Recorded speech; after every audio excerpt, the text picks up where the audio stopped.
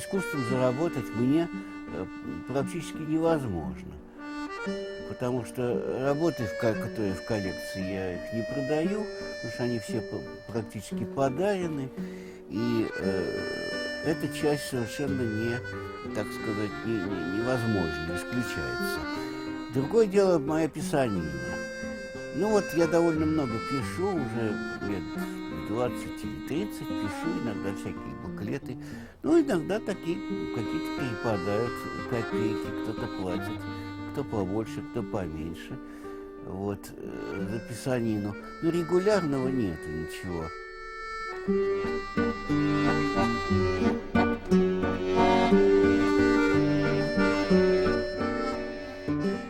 Я до сих пор и работаю инженером.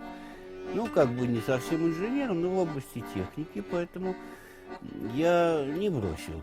Но вы совершенно правы в твоем предположении, что это основная как бы работа, она перестала меня занимать как основная. И основной моей, так сказать, душевной работой была именно вот занятие современным искусством. А, конечно, я продолжал там работать и во всех этих учреждениях, и все это было как хобби, то есть как бы за пределами обычной этой работы. Дело в том, что ведь надо было как-то содержаться, вот, и что-то какую-то получку получать, и ребенок был, и так далее, поэтому... И потом повода не было, в том смысле, что когда художник бросал там какую-то свою вот такую работу, ну, вот, он вынужден это делал, потому что надо было все духовные силы сосредоточить на творчестве. А моя деятельность, она нельзя ее прямо назвать творчеством. Потому что это как бы сотворчество, в том смысле, что, ну, я вот смотрел, наслаждался художниками, там что-то покупал, подарки как-то классифицировал. Иногда приходилось и писать, и говорить, и так далее. Но так вот, чтобы это все занимало, так сказать, все время, я попытался это, так сказать, как-то ограничить. В советское время, когда было все запрещено, ну вот человек учился в Академии художеств, он не знал современного искусства абсолютно, что там на Западе происходит. Фамилию Поллок он не знал, он до сих пор, между прочим, может быть, потому что не преподается это. Вот. Еще вообще неизвестно, что это вообще такое черный квадрат Малевича.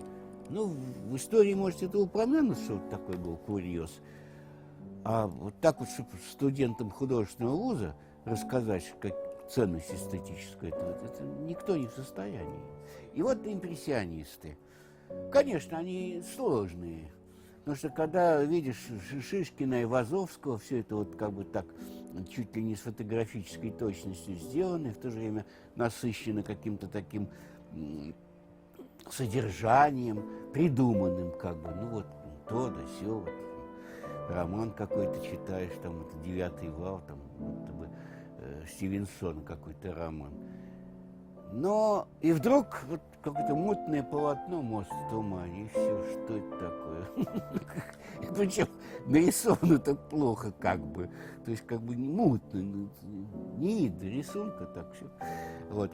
Но все равно я сидел, смотрел и привык, и полюбил, и влюбился страстно в это. Мало того, я даже... это еще на Рерихе понял, на выставке Рериха понял, что картина может звучать не как иллюстрация какой-то литературе.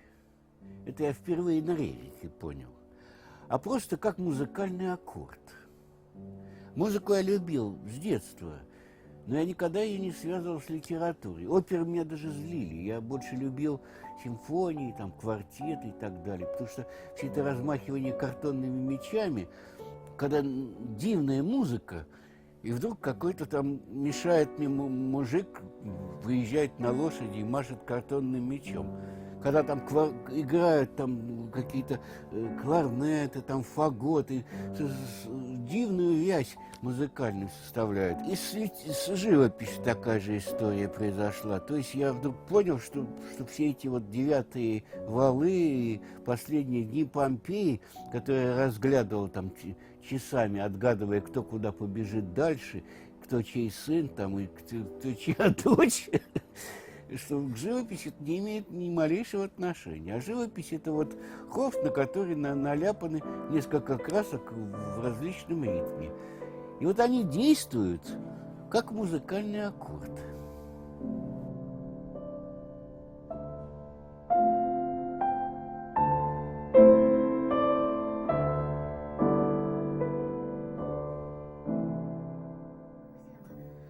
Я не знаю, как тебе об этом сказать.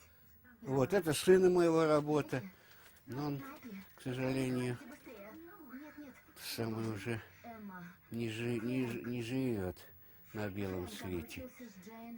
Ну, здесь всякие классики. Егошин, этот самый Заславский, очень сейчас модный художник, Толик, Пакулин, что там еще?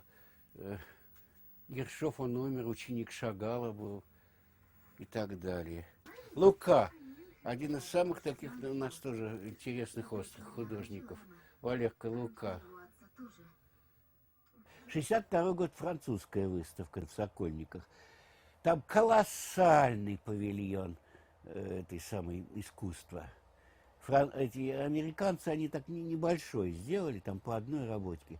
А тут был целый громадный ангар, набитый всякими Пикассо, Матиссами, Сиган-знаками, Хартингами, Сулажами. В общем, самыми лучшими работами. Причем, потому что все и потом эти работы, которые там были, я постоянно встречал во всяких энциклопедиях. То есть они не то, что что-то такое второразрядное прислали, а самые лучшие, самые такие знаковые работы всех этих художников. Ну вот, это был праздник, конечно, для меня. Это был самый такой вот. 3 дня я там практически жил, в этом павильоне, во французском. И тогда вот со мной вот этот второй переворот произошел, когда я страстно влюбился в абстрактное искусство и стал почитать, что вот как бы вот это как бы и есть самое будущее.